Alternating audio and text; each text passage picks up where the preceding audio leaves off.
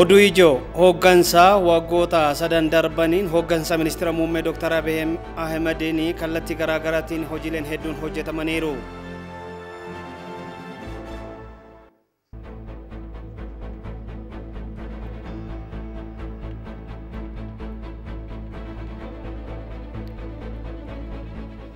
President Saalawarq Zawde waggoota kurnaffaa ijaarsa hidha haaromsaa sababeeffachuun uummata Itoophiyaa fi ergaa dabarsan.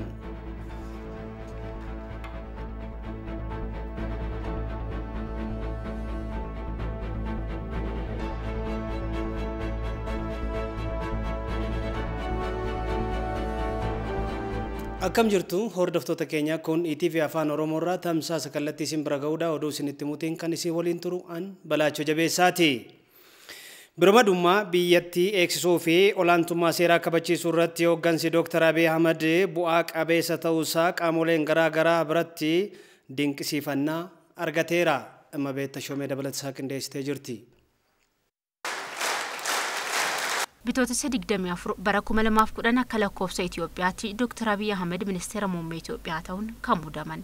Erga gara aangoo biyya bulchuutti dhufaniis kuufama rakkoolee TPLF waggoota dheeraadhaaf xaxaa ture diiguudhaaf osoo turanii hin buliin kutannoodhaan eegalani. Haa ta'uutii garichi ogummaa yakka hojjechuu waggoota 27 leenjii ture mootummaa boqonnaa dhorkuun yakkoota shororkeessotaan maallaqaan deeggaruudhaan hanga magaalota keessatti miidhaawwan garaa garaa hojjechuu osoo oolanii hin buliin eegalani. Haa ta'u malee ministeera muummee Dr. Abiy Ahmed gareen badii kun araaratti akka dhufuuf jaarsolee biyyaa ergaa turaniiru. Garicha biratti fudhatama hin arganne malee ለኢትዮጵያ ውጊያ ያስፈልጋል ብዬ አላምንም። እኔ በፍጹም ውጊያ ከሚደግፉ ጎኖች ሰዎች መመደብ አልፈልግም። እኔ የምፈልገው ለትግራይ አንድ ጥይት ሳይሆን አንድ የኮሮና አፍ መሸፈኛ መላክ ነው የምፈልገው። ኢትዮጵያፍ ወራንኒ በርባይሰ ጀዴ እያዱ አኒ ጎንኩማ ነሞተ ወራና ደገረን ጭናቲ ረመደሙ ይንፈዱ አን ከነም በርባዱ ኡመታ ትግራይፍ ረሳሰ ቶኮ ኦሶ እንታኔ ሀጉግዱ አፋኒ ቶኮ ኦሶን እርጌፊ ይንፈዳ ረሳሰ ቶኮ ኦሶ እንታኔ ቦለ ቢሻኒ ቶኮ ባሶፊን በርባዳ አካ ትግራይ ሚሶምቱን በርባዳ ኡምኒ አማጀሩ ኩን ጃላቴስ ጅቤስ በዱን ኢሳ ኢኖሉ ያዳ ቡሌ ሞፈየፊ ጎጌ ደሙፋና ወልሙርሙ ኢንበርባቺሱ ሰሙን ኢሳኒ ጎጋጅራ ኪስኒ ኢሳኒ ዱማጅራ isaanu ofii badu. Onkoloolessa 24 halkan garuu gantummaan garee badii kun ifatti kan itti agarsiisee fi raayyaatti sabiyyaa uummata naannichaaf dafqasaa maallaqasaaf beekumsa isaa gaabbii tokko malee gumaachaa ture irratti gochaa suukaneessaa gurraafilee dhaga'uudhaaf namatti hin tolle raawwachuu isaaniiti ministeerri muummee kan mirkaneessan. ውድ የሀገሬ ህዝቦይ ዛሬ ከሃዲ ኢትዮጵያውያን ኢትዮጵያን ወቅተዋታል። kabajamtoota uummata biyya kooti har'a Itoophiyaanonni gantoonni Itoophiyaa waraananiiru. Itoophiyaan harka nyaachifteen harma hoositee ciniinameera. Waggoota 20 olii boolla sardiidaa keessa jiraachaa biyya koo aantii koo uummata koo jechuun kumaatamaan wareegama kaffalee madaa'ee dhiigee uummata isaa kan baraare gaachana uummata biyyaa keenyaa kan ta'e raayyaa ittisa biyyaa har'a galgala Maqalee irraa eegalee iddoowwan hedduutti humnoota gantootaa fi humna gurmeessaniin miidhaa irra qaqqabeera. Gochaa garajamummaa garichaa kanaan boodas ministeerri muummichaa duula birmadummaa biyyattii eegsisuu fi biyyattii diina jalaa baasuuf gaggeeffamu hoogganuun murteewwan adda addaa kutannoo murteessuu dhufani. Biyyattii fi uummata isheef jechas olaantummaa seeraa kabachiisuu kan hooggananiiru. Kanaanis hedduu biratti dinqisiifannaa argataniiru. Miira xiiqii fi kutannoon guutameef sochii ofirraa ittisuun raayyaan ittisa biyyaa kutannoon gaggeessan guyyoota muraasa keessattis naannoo Tigraay garee TPLF irraa bilisa gochuu keessatti ministeerri muummee fi hooggansi jijjiiramaa isaaniin hoogganamu hojii bu'aa qabeessa raawwataniiru. ኢትዮጵያ መከላከያ ሰራዊት ልክ እንደ አባቶቹ በአገሩ ሉዓላዊነት የማይደራደር Raayyaan ittisaa biyya Itoophiyaa akkuma abboota isaa birmadummaa biyya isaa irratti eenyu waliinuu araaraaf kan hin dhiyaanne itti gaafatamummaa akka biyyaatti itti kenname kan galmaan sadarkaa cimaa irra kan jiruu fi biyyattiin kan ittiin boontuu fi keessattis hojjedhee darbeera jettee ijoollee keetiif himuuf onnee guutuun kan dubbattu dhaabbata cimaadha. Kanas qabatamaan agarsiistaniittu. Kanaanis uummanni Itoophiyaa mootummaan biyyattii kabajni guddaan itti dhaga'amu asuma Maqalee irra taa'een isiniif ibsa jedheen har'a kanaanas dhufeefi. Ministeerri muummee fi hooggansi isaanii araaraan dubbiif fixuuf waggoota 3 oliif obsaan itti adeemaa turanis gareen humna badii TPLF araarri awwaala kootirratti jechuun dide raayyaa ittisa biyyaa ajajaa kaabaa irratti miidhaa qaqqabsiise irratti humna raayyaa ittisaa jiruu fi hawaasa qindeessuun hojiin olaantummaa seeraa kabachiisuu fi birmadummaa biyyattii eegsisuudhaaf hojjetame garuu yeroo hundaa uummata biyyattii biratti hin dagatamu. Waggoota sadan darban keessatti jijjiirama siyaasaa fiduu fi hojjechaa kan jiru hooggansi Dr. Abiy Ahmed jijjiirama kana sadarkaa dhaabbataatti ceesisuudhaaf hojjechaa jira jedhame. Haa ta'u malee rakkoo nageenyaa fi ajjeechaa lammiilee bakkeewwan garaagaraatti mul'achaa jiru hooggansa jijjiiramaa kanaaf qormaata ta'eera jedhame. Alii Daddafoo dabalata qaba. biyyattiin sirna mormii siyaasaa ulfaataa ta'een raafamaa jirti. Iddoo hundatti sagaleen mormii sirna siyaasaa biyyattii waggoottan 27f uummata addaan qoqqooduudhaan ofii isaatii akka barbaadetti bulchaa ture hundeen isaa dargaggoota jijjiirama barbaadaniin jigaa dhufe. Mootummaan yeroo sanatti biyyattii bulchaa ture bu'aa bayii hedduu booda dhiibbaa lammiileen biyyattii sirnicha irratti uumaniin dirqamaan aangoo siyaasaa isaa gad lakkisuu danda'ee jira. Imala baay'ee rakkisaa ta'e booda mootummaan yeroo sana biyya bulchaa ture dhugaa uummataa kana qabachuudhaan ministeera muummee Dr. Abiy Ahmed of dura hiriirsisuudhaan jijjiiramni siyaasaa tokko jedhee calqabuu danda'ee jira.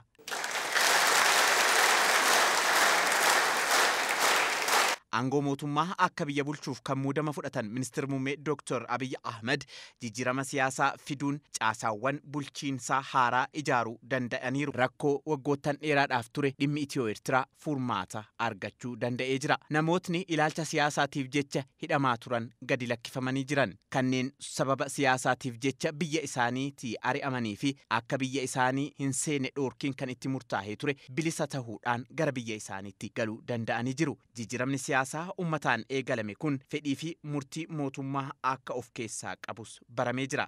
ከለውጡ በፊት የነበረችው ኢትዮጵያ በ45,000 ገደማ ኢትዮጵያውያን ከውጭ ወደ ሀገር ውስጥ መግባት የማይችሉበት በቁጥር ከፍ ያለ ቁጥር ያላቸው ተቃዋሚ ፓርቲዎች በትጥቅ ጎረቤት ሀገራት የሚታገሉበት በውጭ ብዙ ሀገር ተሰደው አገር ውስጥ መግባት የማይችሉ ጅጅራማን ዱራ ኢትዮጵያ ኬስ ሀሊ ቱሬ ለሚሊዮን ኢትዮጵያ ኩማ 45 ታን ቢያላቲ ገረ ቢያ ዱፉስ ተኤ ሴኑ እንደንዳን ቱሬ ፓርቲሌን ሲያሳ ለኮፍሳን ሄዱ ታኒስ ሜሻ ወራና ቢያ ኦላ ኬስ ታኒ ቀብሳ ቱረኒሩ ለሚሊዮን ሄዱን ሂዳማኒስ መነ ሂዳቲ በሁ ደንዳኒሩ ሚዲያሌን ቢየቲ ኬሰትስ ባየተኒሩ jijjiiramni siyaasaa eegalame kun itti fufiinsa akka qabaatuu fi jijjiirama hooggansi siyaasaa haaraan biyya guddisuuf wixine siyaasa haaraa ummata keessatti gadi bu'ee lafa qabachuun biyya bifa haaraan akka ijaaramu gochuudhaa fi hojjetamaa kan ture ta'uu hooggansi jijjiiramaa kun ni ibsa. Hojmaneen gara fuula duraatti furamuu qaban akkuma jirutti ta'e. የመከላከያ አዲሱ ስትራቴጂ እንዴት የሀገር ፕሮፌሽናል አርሚ እንደሚኮን የሚያሳይ ሰነድ ነው። የፖሊስ ብንወስድ የደህንነትን ብንወስድ በየተቋማቱ ሆጅማኒ ፊ ተርሲሞን ሃራ ራያ ኢትሰብያ ቂጣ ስሪ ተኤን አካ ቢዮሌሳቲ ስራዬ አካ ዴሙ ተይራ ከነራ ከውን ዳብሌን ፖሊሲ ነገኝ ሃሊንቲ ጅጅራማ አገርሲሴ ሂካ ጉዳ ከንቀቡ ፊ ነማ ጃይቡዳ ሪፎርሚወን አከና ኩን ዳብሌ ከኒን ኬሰቲ ሆጂራ ኦሉን ኢሳ ባዬ ነመቲ ቶላ ኩን ሂካ ጉዳ ቀባ ሴክተሮኒ ኩኒን ኦቶ ኢንጂጊን ራኮ ቶኮ መሌ ኢtti fufuun adeemsa biyyatti gara fuuldura taasisuuf buura wanta hundaati kallattii hundaanu.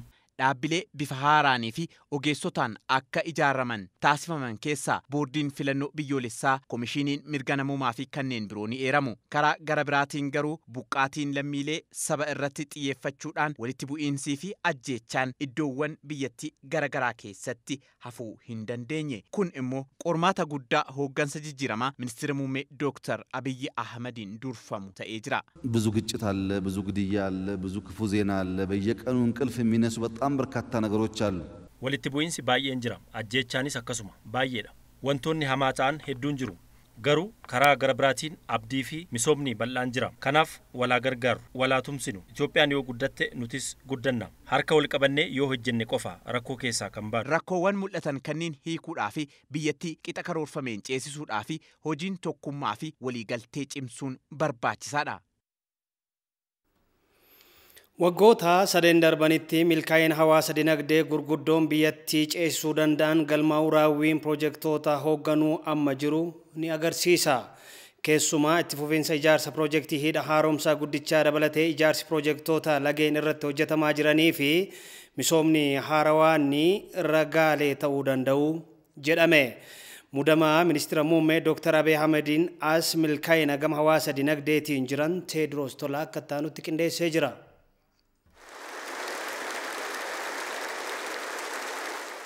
Jijjiirama ce'umsa siyaasaa waggoottan sadan har'aa biyyattii keessatti kaka'umsa ministeera muummee Abiy Ahmediin eegalamaniin xomboorri jijjiiramaa qabsiifame kaanis bu'aa fidee kaanis adeemsarra jira. Jijjiiramni muummichi ministeeraa Abiy Ahmed gara itti gaafatamummaa hooggansa ministeera muummichummaatti bitootessa 24 bara 2010 fide kunis kunoo ammi waggaa sadaffaan isaa goolabame kan itti aanuttis ce'amaa jira.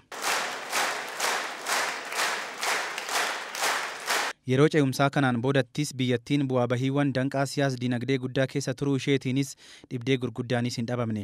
Haa ta'uutii rakkoolee kanneen keessatti carraaqii hooggansi jijjiiramaa fi ministeerri muummee gochaatii turaniin jijjiiramootni gama hawaasummaa fi dinagdeetiin galmaa'anii fi kaawwannis itti jiran hedduutu eeramu. Biyyattiinis imala dinagdee ishee bu'uura qabsiifachuuf jecha haaromsa imaammata dinagdee biyya keessaa yookaanis hoom giroon ikoonomii jedhu madaqfachuun hojjetamaa tureera.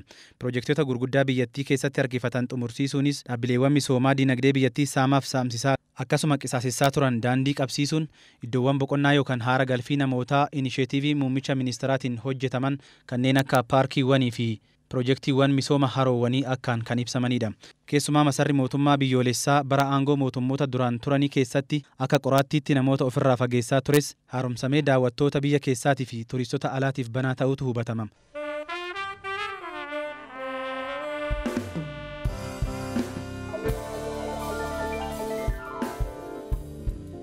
Masarri mootummaa duraan alli qofti bareeduun keessoon isaa immoo balfi itti guute jechuun ministeera muummeetiin ibsame kun kan amma faayamee hojjetame maqaan isaatis paarkii tokkummaa jechuun moggaafameera.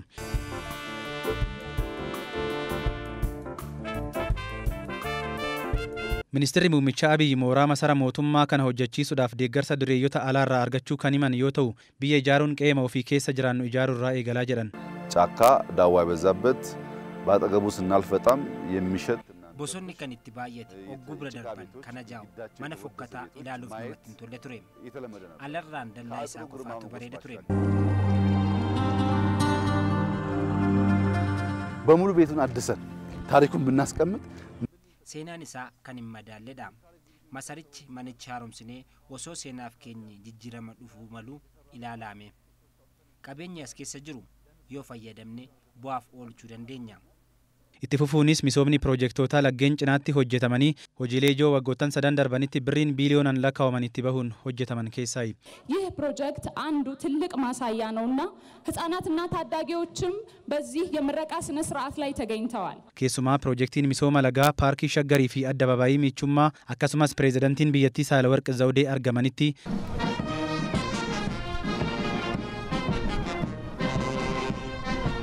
Piroojeektiin inni biraan erga haaromsa masara mootummaa yookaan paarkii tokkummaa irratti muuxannoon dandeettii raawwachiistummaa piroojeektii yeroo fi qulqullinaan xumursiisuu irratti milkaa'e ammoo paarkii Inxooxxooti. Kunis magariisummaa fi miidhagina magaalaa Finfinnee dabaluun olittis bakka haara galfii namootaa fi turistotaa carraa hojii guddaas kan uumu ta'uunis itti amanameera. Biyya miidhagduu jireenya lammiilee isheetiif mijooftuu taate uumuun alattis kennaa uumaa kan ittiin dinqisiifannuudhaas jedhaniiru muummichi ministeera Abiyyi. ለክፉ እጃቸውን የሚያነሱ ብቻ ሳይሆኑ ለመልካም ነገር hojii ammeenyaa qofaaf kan harka isaanii diriirsan otoo hin taane biyya lammiilee hojjetan qabdudha. Biyya qaroomtee fi waan bareedaa ta'an kan qabdu yoo waliin hojjenne immoo caalmaatti iddoo haara galfii gurguddoo Itoophiyaa keessatti misoomsuu ni dandeenya. Ijaarsa piroojektota shaggarii fi Inxooxxoon boodattis deeggarsaa fi hirmaannaa dureeyyotaa caalatti walitti qabuun gabataan shaggariif piroojeektiin jedhu gara faayidaa biyyoolessummaatti guddisuuf fuulleffannaan ture misooma haroowwaniiti. Kanaanis biyyattiin galma misoomaa magariisaa jedhu dhugoomfachuuf qabatte milkeessuufis naannolee biyyattii gurguddoo sadi keessatti piroojektotni misooma haroowwanii eegalsiifamaniiru. Kunis sosochii dinagdee biyya keessaa yookaan hoom giroon ikoonomii jajjabeessuun alattis madda galii turizimiitiif hedduu gargaaradha kan jedhame. Ministeerri muummeen akka ibsanitti misoomni haroowwan sadanii kunniinis kan wancii gorgoraa naannoo Amaaraatti kan argamu piroojeektiin Koishaa naannoo sabaaf sablammootaaf uummattoota kibbaatti argamu kan hojjetamaa jiranidha.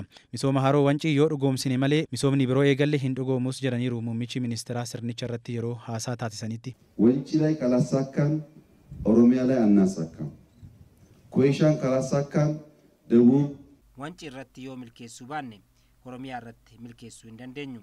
ጎንደር ከባቢ ጎንደርና ጎጃምን በሚያገናኝ ሁኔታ ለሚሰራው ስራ እድል በማግኘታችን ከፍተኛ kan danda'udha. ደስታ የተሰማ በመሆኑ ጎርጎራ ላይ ካላሳካ ነው አማራ ላይ አናሳካው።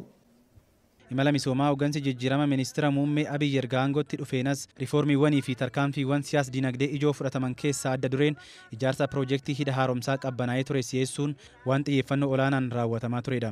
Ijaarsa piroojeektichaa irrattis fedhiin qaama sadaffaa jiraachuun aggaammiinii fi piroopagaandaan piroojeekticha gufachiisuu biyyoota miseensota liigii arabaatiin raawwatamaa turus biyyattiin piroojeektii abdii fi dafqa lammiilee ishee ta'e kanarratti cichitee hojjetteerti. Piroojeekticha haalduree tokko malee itti fufuun bara darbe bishaan kuusaa hidhichaa marsaa duraatiin guutuu eegaluunis waan aagaa ture. የግብጽ ወንድሞቻችን እንዲገነዘቡ የምንፈልገው 1 ቢሊዮን ዶላር ቦሎኒ ኬኛ መስሪ ከኑ በቹ ቀብደኒ ቢሻንቻ ጉቱ ዲሱን ዶላር ቢሊዮን ቶኮ ዳቡ አካ ሂንቀምኔዳ ኢትዮጵያን ዲቻፍ ወጋት ዶላር ቢሊዮን ቶኮ ባሲታ ሲፍቲ ከናፍ ቢሻንቻ ኒጉን ከነ ዱርሴ ማሪን ዮጅራቴ ኑቲ ቆፒዳ የሮ ቢሻንቻ ጉኑስ አካ ኢሳን ሚደምኔ ኦፌገን ኒታስና ኢሳን ሶብሎተ ኬኛ ዋንታኔፊ garuu akkuma ummata keenyaaf waadaa galle rakkoon kamiyyuu jiraatu hidhichanii milkeessina. በገባነው መሰረት እናሳካዋለን። Hooggansa ijaarsa piroojeektichaa fi hojiilee biroo keessaas dhaabbata meeteek jedhamu baasuunis tarkaanfii guddaa piroojeekticha milkeessuudhaaf fudhatame akka ture ministeerri muummeen Abiyyi himaniiru. Ammas taanaan fedhii anniisaa biyyattii guutuu fi mirga uumaa qabeenya uumaatiin fayyadamuu biyyattiin qabduun fayyadamuudhaaf hayyama Ijiptistee biyyoota kamiituu otoo hin eegne bishaan kuusaa hidhichaa guutuun akka itti fufamus ministeerri muummeen dubbataniiru. የአባይን ውሃ ባለፈውም አልገደበም በሚቀጥለው ክረምትም አይገድብም። nuti bishaan laga abbayyaa duraanis hin daangessine ammas bishaanicha hin dhaamnu. Nuti yeroo gannaatti bishaan roobaati kan kuufanne. Kanaaf bishaan bokkaa harka shan qofaa kan kuufanne. Bishaan dhaabuu hin dandeenyus hin qabnus kanas hin goone garuu bishaan nu barbaachisu qofa gunna. Maalumaafuu waggoottan sadan darban akkaataa fedhii fi faayidaa akkasumas misooma lammiilee fi karoora biyyattiin qabatteen ta'uu baatus yeroo weerara COVID-19 dabalatee sochiin hawaasummaaf diinagdee baay'een isaanii kan keessatti galma ga'anii jechuun ibsameera. Guddinni diinagdee biyyattii itti fufaan galmaa'uunis dhaabbilee ilaallatuun yeroo itti ragaan ba'ameef ture. Daawwattoota keenya oduun keenya akkuma itti fufetti jira. Itoophiyaa keessatti waggoota 3 darban keessatti riiformiiwwan garaa garaa gama dinagdeetiin biyya kana keessatti hojjetamaniin jijjiiramni guddaan dhufuusaa himamee jira. Keessattuu piroojeektoonni gurguddoon rakkoolee gama hawaasummaatiin uummanni gaafataa ture deebisuu keessatti gahee guddaa qabu jedhaman irratti xiyyeeffatame hojjetamuutiin yeroo ammaa uummanni irraa fayyadamaa jira. Hayyuu dinagdeen Dr. Mogos Taaddasee hojiiwwan waggoota 3 darban keessatti biyya kana keessatti hojjetameeni bu'aaleen jajjabeessoo ta'an argamaniiru jedhan. Bu'aalee gama kanaan argamanis uummanni biyyattii irraa fayyadamaa jiraachuu himaniiru. Piroojeektis jennu kun midhaan baay'ee dabalatee akkasumas immoo daandiin biyya Itoophiyaa fi Jibuutii walitti qabsiisu kun taasisee ganaalee hydroelectric power kan jedhaman isa qofaa miti hedduutu jira. Kan biraas akkasuma lapset corridor programs kan jedhamu Keeniyaa faana kan wal qunnamsiisu akkasumas daandiiwwan hedduun biyyattii fi biyyoota East Afrikaa wal qabsiisan akkasumas immoo riijinii wal qabsiisan naannoo wal qabsiisan baay'eetu jira. Akkasumas turizimii irratti fakkeenyaaf Koonshaa wancii haroo wancii irratti kan hojjetaman kunis jijjiirama kana keessa hojiiwwan hedduu gurguddoon kan hojjetamanidha. Akkasumas indaastriyaal paarkiin hedduuwwan hojjetamaniiru. Isaan kunis gara oomishaatitti naagalan I think jiruuf jireenya uummata kanaa fooyyessuu keessatti waa baay'ee waa hedduu gumaachuu danda'u. Jijjiirama gama dinagdeetiin biyya kana keessatti dhufaa jiru itti fufsiisuudhaaf uummanni biyyattii tokkummaa nageenya waaraa akka mirkanaa'u gochuudhaaf gahee isaa bahachuu qaba jedhan Dr. Mogas. Qaala'insa jireenyaa biyya keenya qofa qoraa jiruu fi jijjiirama qilleensaa yeroo ammaa addunyaa fi yaaddoo ta'e to'achuudhaafis mootummaa waliin dhaabbachuun murteessaadha jedhan. Qormaatolee cimoodha jedhee kanan laalu iddoo afuritti kaasa. Tokko dinagdee irratti impaaktii guddaa kan qaban tokkichi peace and stability yookiin immoo nageenya biyyaa irratti isaan wal qabatee kan jiru. Inni lammaffaan COVID-19 faana wal qabatee kan jiru. Kunis dinagdee irratti dhiibbaa guddaa waan fiduuf. Akkasumas immoo economic challenge jennee kan jennu kan akka fakkeenyaaf qaala'insa jireenyaa,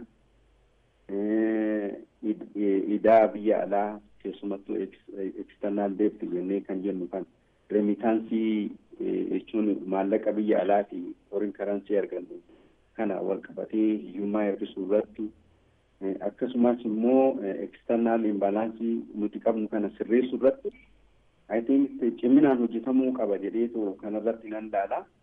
Kan biraa climate change faanas wal qabatee dinagdee biyya keenya kana keessatti dhiibbaa guddaa fiduu danda'a kan jennu nama fakkeenya barreen gaddaa kan ilaalle jira. Jechuun lookastiin biyya East Afrikaatiin ka'ee dhufee asitti oomisha qonnaa irratti balaa guddaa geessisee jira. Inni kunis namoonni akka midhaan nyaataatiin of hin dandeenye akkasumas beelli hamaan akka dhalatu taasisuu danda'u. I think wanni ijoo gurguddaan kana arfani. Akka Dr. Mogas jedhanitti dinagdee biyya kanaatti fufsiisuudhaa fi qaala'insa jireenyaa yerootiin biyya keenyaa fi addunyaa qoraa jiru hundeerraa furuudhaa fi beektonni biyyatti ga'ee ogummaa isaanii bahuu qabu. Hawaasni si tumsaan mootummaa bira dhaabbachuu qabas jedhan Dr. Mogas. Egaan mootummaan dhugumaa mootummaa qofaa miti. Baardanii kana yookiin immoo ba'aa kana baachuun kan qabu. Jechuun beektonni adda addaa ni jiru. Beektonni sun fiildii isaaniitiin uummata kana mootummaa kana gargaaruu qabu. Siyaasa adda addaa adeemsisan ni jiru. Paartiiwwan adda addaa jechuudha. Isaan illee waa'ee dinagdee biyya kanaati irratti nageenya biyya kanaati irratti gumaacha hedduu gumaachuutu isaan irraa eegama.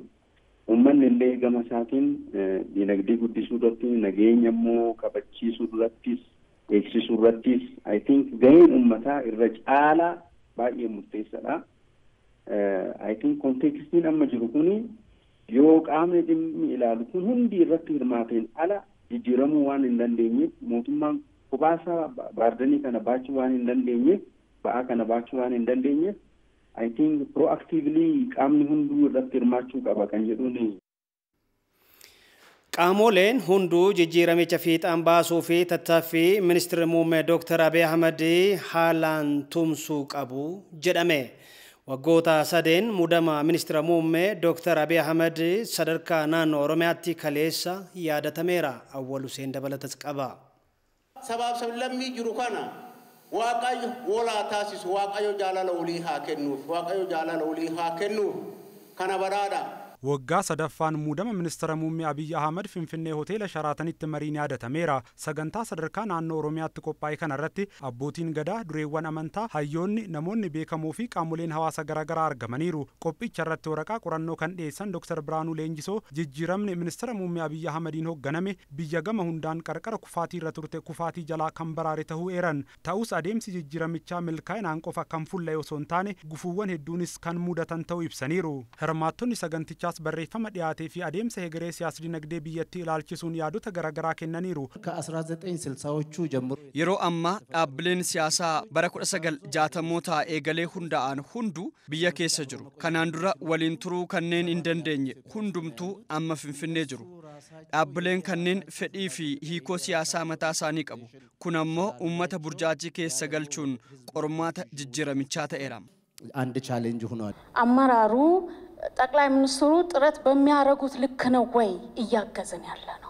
hooggansi sadarkaa ministeera muummee carraaqii isaan gargaaraa jiraayi. Hooggantoota murtaa'an biratti dhiibbaa uummataa mul'ata. Hanga ministeerri muummee carraaqan hooggansi biroos osoo kutannoon hojjete tokko taanee osoo tumsinee biyya kanatti sirriitti jijjiirama fiduu ni dandeenya jedheen amana. ማነው ጠቅላይ ሚኒስትሩ ጥረት ልክ የአመራሩ ቁርጠኝነት ትንሽ እኔ ኩዌስችን አደርጋለሁና አንድ ድምጽ ሆነን አንድ ላይ ብናግዝ እኔ እቺ ነገር በደንብ ለውጥ ማምጣት እንችላለን ብዬ ነው የማስበው። አሁን ያሉ ቻሌንጆች እውነትም ያው አንዳንድ በጣም ሂመም ፔንፉል ቻሌንጆች ናቸው። qormaatileen amma jiran tokko dhugaatti kan nama dhukkubsanidha. Garuu ammoo dhugaan jiru qormaatileen kunneen qaama jijjiiramaa ta'uu isaaniiti. Ariitiin qormaaticha keessaa baanee gara tasgabbii fi misooma waaraatti ce'uu qabna. Barreeffama qorannoo kan dhiyeessan Dr. Biraanuu Leenjisoo yaaddeebii maricha ittiin guduunfaniin garaagarummaan ilaalchota siyaasaa fiixee gamaa gamanarra jiru ilaalcha jijjiiramichaaf qaban irrattis akka mul'atu dubbataniiru. በኋላ የመጣው ምንድነው? ለውጡ ሀዲዱን ስተዋል የሚል ነገር የትኛውን ሀዲድ wanti booda kanarra dhufe jijjiiramichi hadiidarraa maqee kan jedhudha. Hadiida kamirraa jennee gaafachuu qabna. Hadiidni yaadaa hundumti keenyayyuu irra deemnu jiraayi isatu bade bara. Bu'urri rakkoo hundaa hadiidni waloo dhabamuu isaati. Hundumti keenyayyuu hadiida garagaraa qabna.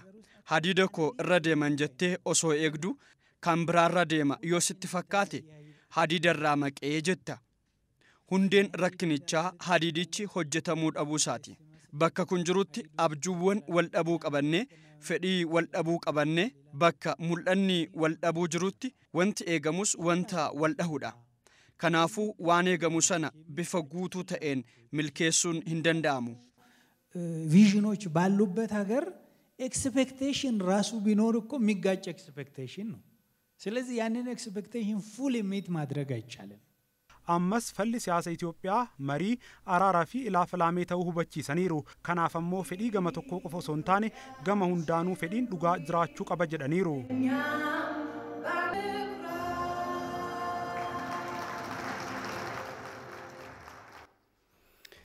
Uummatni qaamolee jijjiiramaa gufachiisuuf yaalan dura dhaabbachuudhaan ammas milkaa'ina jijjiiramichaa guutuu gochuu fi carraaquu qaba jedhame.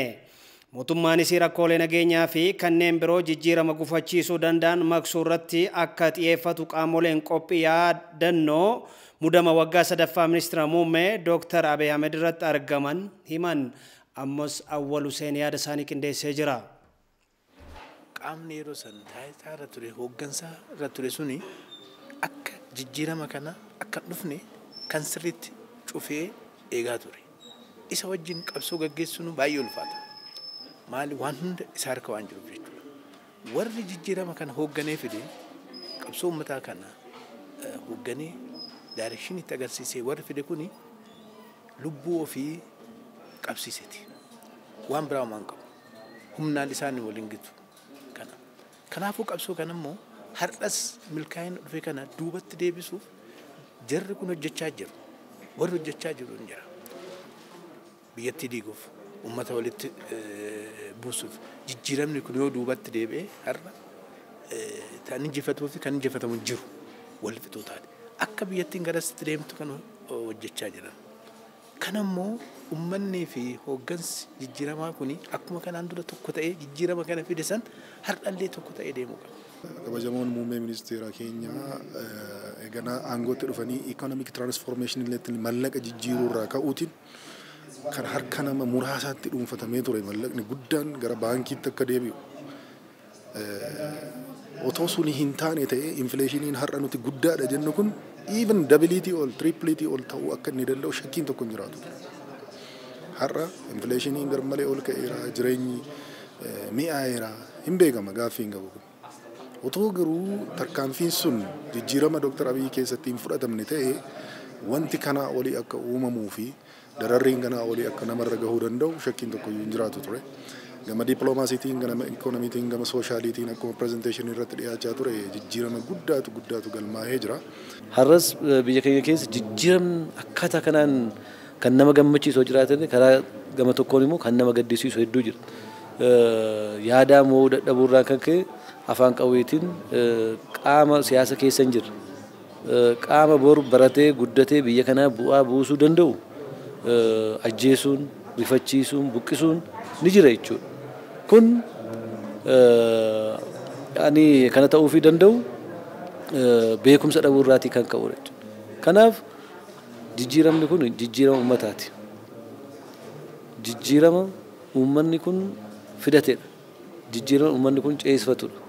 Kanaaf hawaasni keenya asittis achittis waan uumamu kana jala dhaabbatee biyya kana ceesisuutu falaaf isa dhumaati jedhee dhaabachuu sirra jiraata. Ammallee dhaabachaa jira jechuudha.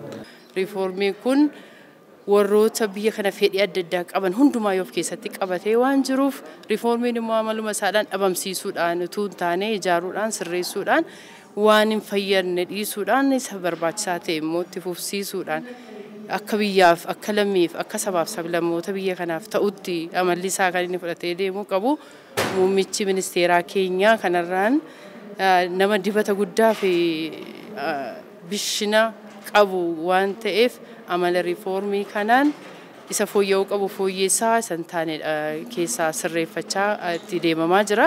Isaan jiraachuu kan danda'an qeequmsa keessa. Isaan jiraachuu kan danda'an waraana keessa. Uummata walitti yoo buusan jiraachuu danda'an. Kanaaf kan hojjetu. Kanaaf uummanni hunduu kana beekee kana irratti duuluu qaba. Yoo irratti duule rakkinni amma jiru kun hin jijjiirama. Rakkinni biyyatti jiru kun hin jijjiirama. Wal ajjeesu wal nyaachuun kun hin dhaabbata. Hunduu akka biyyatti akka tokkootti yaada. Guddinaaf yaada. Badhaadhinaaf yaada. Kana garuu tokko ta'ee yoo qabsaa'ee dhufuu kan ta'u ammas kana nu barbaachisa. Namoota mobilaayiz gochuutiin dargaggoota mobilaayiz gochuutiin rakkoowwan amma bakka adda addaatti mul'atan akka biyyaatti bakka adda addaatti mul'achaa jiran kana qabbaneessuun bifa araaraatiin bifa waliigaltee uumuutiin gara kallattii tokkotti fiduun akka danda'amu abdii qaba. Ani eegus kana waan ta'eef muummeen ministeeras waggoota sadan kana keessatti hojiiwwan gurguddaa akka miidiyaaleen addunyaa otoo hin hafiin beektonni addunyaa otoo hin hafiin ajaa'ibsiifachaa turan galmeessisanii jiranii ammas waan amma bakkanatti bakkasitti uumamaa jiru kana bifa saayinsaawaa ta'eetiin beektota ofitti qabachuutiin kana keessallee darbamuun akka danda'amu abdii mataa kiyyaa qaba jechuudha.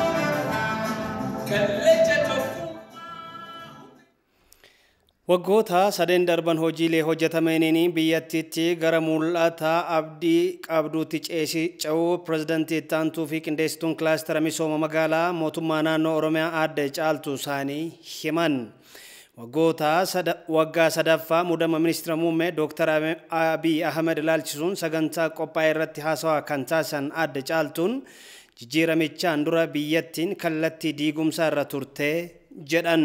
Imala jijjiiramaa ministeerri muummee Dr. Abiy Ahmediin hoogganameen garuu gargaaruun kufaatii irraa baraaruun gama hundanuu kan hojjetamuu qabudhaas jedhan. Adeemsa kana keessatti iddoowwan obbolummaa dhiifamaa fi araaraa fi kenname olaanaa ta'us aadde Caaltuun dubbataniiru. Biyyi kun akka biyyaatti itti fufuu dadhabee lammiileen biyya kanaa bittinnaa'uu wal fixuu fi dhumaatii adda addaa irratti sodaa hamaa keessa ture. Kanaafis akka fakkeenyatti wanni ilaallu seera idileetiin biyyi tun buluu dadhabdee labsii yeroo hatattamaa yeroo adda addaa irra deebiidhaan labsame sirna san keessatti bulamaa ture. Kuni rakkoo yaadannoo yeroo gabaabaatii waan ta'e jecha kana ni daganna jedhee namni hundinuu yaaduu hin danda'u.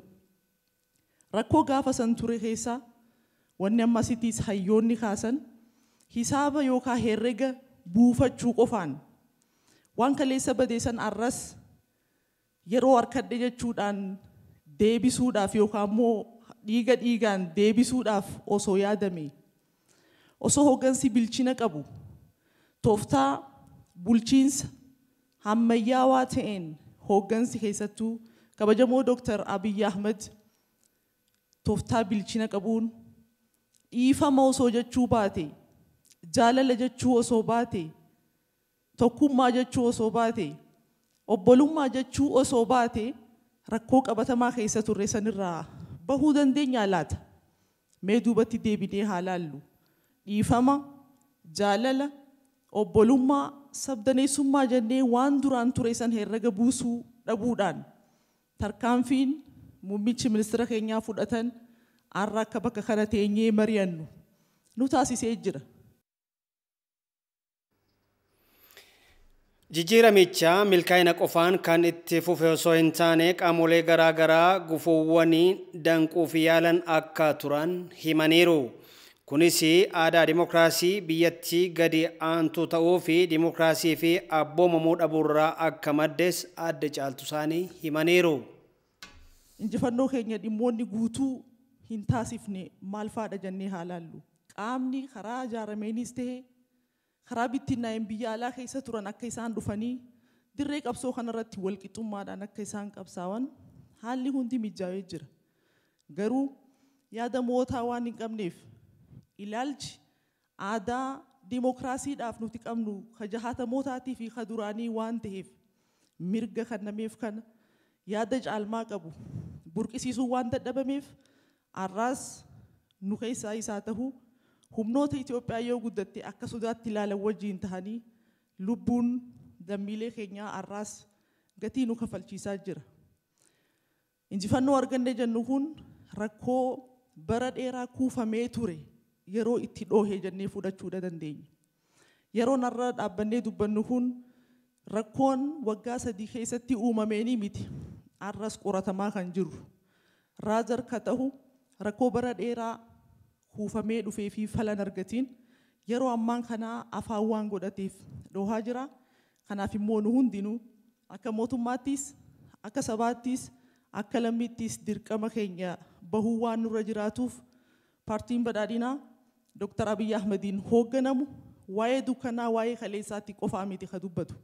Dukkana keessa taa'ee akkuma badhaadhinni dukkana keessa taa'ee uumame chaalenjii keessa taa'ee uumametti dukkana keessa taa'ee fuulletti ifa ka agarsiisuu danda'uu fi waa'ee kaleessaa osoo hin taane waa'ee har'aatii fi waa'ee boruu dubbachuudhaan biyyi kun fuula dura akka ceetu abdii akka horattu tokkummaan akka cimuu fi wanni nuti qabnu nuufii miti warra biraatiifis akka gahu paartii agarsiisee waan ta'e jecha paartii kana cinaa dhaabbachuun rakkoodhaa olitti ol bahanii waa'ee rakkoodhaa yaaduu fi fala qofarratti furmaata qofarratti xiyyeeffachuun waa hundaa olitti barbaachisaadha. President Saalawarqi Zawudee waggaa 10ffaa ijaarsa hidha haaromsaa guddicha Itoophiyaa itti calqabame sababeeffachuun uummata Itoophiyaa fi ergaa dabarsaniiru.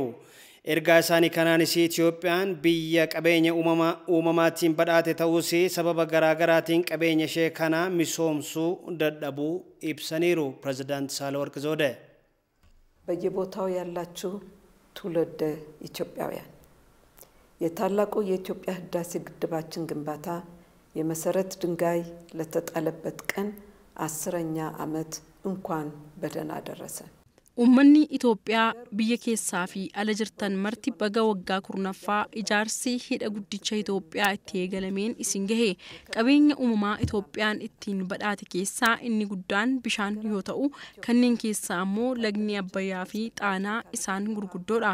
Haa ta'u malee qabeenya uumamaa keenya kana qixa barbaadamuun misoomsuuf humna gahaa dhabuu keenyaa fi haalota rakkisaa biyya keenyaa naannawaa keenyaa fi addunyaarraan kan ka'e hawwiin qabeenya keenya misoomsuuf qabnu nuuf osoo hin milkoofne tureera. Lagni Abbayyaa iddoo qabeenyi bishaan lafa jalaa biyyattii harka 3 keessaa 2 itti argamudha. Akkuma irra deddeebinee jechaa turre yaa'aa kana misoomsuun Itoophiyaa fi dhimma jiraachuu fi jiraachuu dhabuuti. ደጋግመን እንደምንለው ይህን ተፋሰስ ማልማት ለኢትዮጵያ የህልውና ጉዳይ ነው። Hidhi haaromsaa Itoophiyaa dinagdee biyyattii guddisuun lammiilee hiyyummaa keessaa baasuu fi murteessaa ta'uu kan himan President Saalawarqi Zawudee biyyoota yaa'aa gadiitiifis faayidaa guddaa akka qabus dubbataniiru. ባለፉት 10 ዓመታት በርካታ ውጣ ውረዶችን ፈተናዎችን አልፈን የግድብ ግንባታችንን ለመጀመሪያ ዓመት ሙሌት አብቅተናል። Waggoota 10 darban bu'aa bayii hedduu keessa darbuun waggaa darbe bishaan marsaa jalqabaa hidhichaa guunneerra. Amma immoo bishaan marsaa lammaffaa guutuuf qophaa'aa jirra. Hidhi haaromsaa biyyattii hiyyummaa keessaa baasuun lammiilee jireenya fooyya'aa akka jiraatan taasisuu keessatti qooda guddaa qaba. Gama biraatiin ammoo Maasirii fi Sudaan balaa lolaa fi hongeetiif akka hin saaxilamne gochuuf gargaara. Karaa garaagaraatiin isaan fayyadas.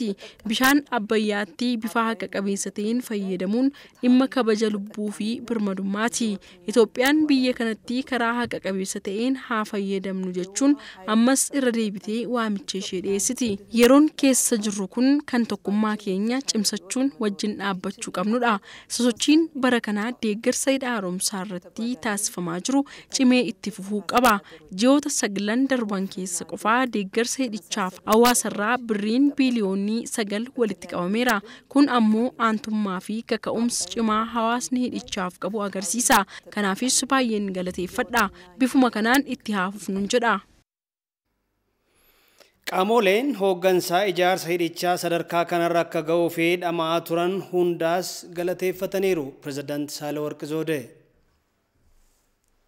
እዚህ ደረጃ ላይ እንዲደርስ ከመጀመሪያው አንስቶ ሌት ተቀን በአስቸጋሪ የአየር ጠባይ ለለፉ አመራር ለሰጡ qaamolee yeroo ijaarsichi eegalame kaasuun haala qilleensaa rakkisaa keessatti dhamaa turanii fi hooggansa kennan akkasumas kanneen yeroo rakkisaa kana keessatti waggaan kurnaffaan ijaarsa hidhichaa akka kabajamuuf haala mijeessan nan galateeffadha. Guyyaan kun kan waadaan waan jalqabnee xumuruuf dhalootaaf galle itti haaromsinu akka ta'u amantaa kooti. የገባነው የትውልድ ቃል ኪዳን የምናድስበት እንደሚሆን እምነቴ ነው። Ministeerri muummee xaanaa fi ministeerri dhimma alaa obbo Dammaqaa Mokonnoon ijaarsa hidha haaromsaa waggaa kurnaffaa ilaalchisuun ergaa baga geessanii dabarsan.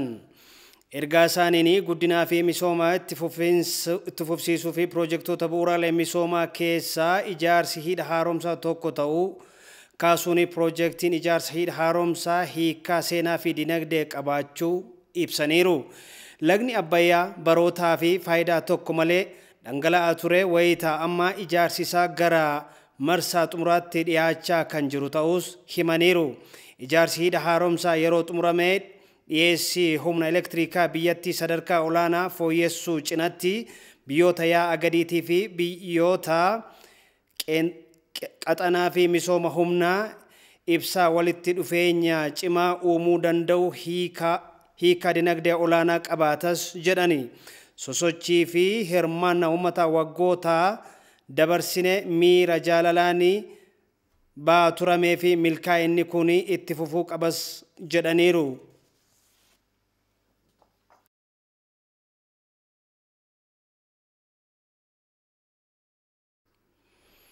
Waggoota kurnan darban keessatti deeggarsi lammiilee biyyattii taasisaa turan yeroo irraa gara yerootti dabalaa kan dhufe ta'uu hidha haaromsaa Itoophiyaatti daayireektarri olaanaan mana maree qindeessaa hirmaannaa hawaasaa Dr. Aragaawii Barahee himan.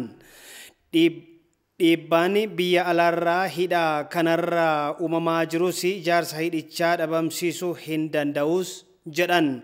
Deeggarsa hawaasaa biyyattii hanga ammaa taasisaniinis birriin biiliyoona 15 walitti qabameeras jedhame. Taaddasee Tarrafee dabalata qaba. Waggaa kurnaffaa hidha haaromsa guddicha Itoophiyaa ilaalchisuun ETV waliin turtii kan taasisan Daayirektarri olaanaa waajjira qindeessaa hirmaannaa uummataa hidha haaromsaa guddicha Itoophiyaa Aragaawii Barhee jijjiirama as hirmaannaan uummataa hidhichaaf taasisaa jiru dabalaa jira jedhan. አሁን ከለውጡ ወዲህ ግን ብዙ መሻሻል ያለባቸው ስራዎች ተሻሽለው jijjiirama as tumsi uummataa hidha kanaaf taasisaa jiru dabalee jira. Hojmaanni badaan hojii hidhaa kana keessa jiru sirreeffamee jira. Bara addawaawii hojii badatu ture. Amma bilisummaa fi tokkummaan hidhichaa irratti uummanni qabu milkaa'eera. Hirmaannaan uummataas guddaadha. Birrii biiliyoona 15 gumaacheera. Lammiileen Itoophiyaa addunyaarra jiranis hidha kana keessatti hirmaannaan isaanii ilaalchisee gaaffii gaafatamaniif deebii kennanii jiru Dr. Aragaዊን አሁን ግን እንግዲህ በተሰባሰበ መልክ ለማድረግ ሰፊ እንቅስቃሴ ተጀምሯል። amma lammiileen Itoophiyaa biyyoota alaa jiran jajjabaatanii sirriitti hirmaataa jiru. Kana dura karaa bittinnaa'een hirmaataa turan. Amma gurmaahanii hirmaataa jiru. Ardii hunda keessattuu. Dhiibbaa biyyoota idil addunyaarraa hidhi haaromsaa guddicha Itoophiyaa akka hin ijaaramneef qaqqabaa jiru dandamachuu fi lammiilee biyyattii irratti xiyyeeffatamee hojjetamaa akka jiru Dr. Aragaawii Barhee himaniiru. ተገቢው እርዳታ ከተለያዩ ዓለም አቀፍ ተቋማት ማግኘት አልተቻለም። hidha kana irratti biyyoonni adda addaa akka hin ijaaramne dhiibbaa uumuudhaaf yaalaa jiru. Sababa kanaan hidha kanaaf deeggarsi maallaqaa hin arganne. Baankiin addunyaa biyyoota guddataa jiraniif deeggarsa gochuu qaba ture. Garuu dhiibbaan waan jiruuf taasisuu hin dandeenye. Ammas waraanni akka banamuuf biyyoonni haala mijeessaa jiru. Kana uummanni Itoophiyaa ni beeka. Garuu dhiibbaan isaanii hidha kana ijaaruun hin dhoorgu. Fuulduraaf dhiibbaa idil addunyaa kana dandamachuu fi hirmaannaa uummataa cimsuudhaaf kallattii waajjira mana marichaas ibsaniiru. Daayiriktarri olaanaa waajjira qindeessaa hirmaannaa uummataa hidha haaromsa guddicha Itoophiyaa ዶክተር አረጋዊ በርሄ በእኛ በኩል ሰፊ እንቅስቃሴ እያደረግን ነው ያለ ነው። ዋናው ትኩረታችን በህዝባችን ላይ ነው። nuti sochii bal'aa taasisaa jirra. Xiyyeeffannoon keenya uummata keenya irratti uummanni tokko ta'ee yoo gurmaa'e rakkoo kamuu ni injifata. Injifannoon Adwaa ragaa keenya. Tokko yoo taanee kutannoo qabaanne wanti nu dhoorku hin jiru. Daawwattoota keenya oduu keenya tongoo labiin duraa irra deebi'een hangafoota isaanii si yaadachiisa. Waggoota sadan darban hooggansaa ministeera muummee Dr. Abiy Ahmediin kallattii garaa garaatiin hojiileen hedduun hojjetamaniiru. Kabajni waggaa sadaffaa Dr. Abiy erga gara aangootti dhufanii sirnoota garaa garaatiin kabajameera.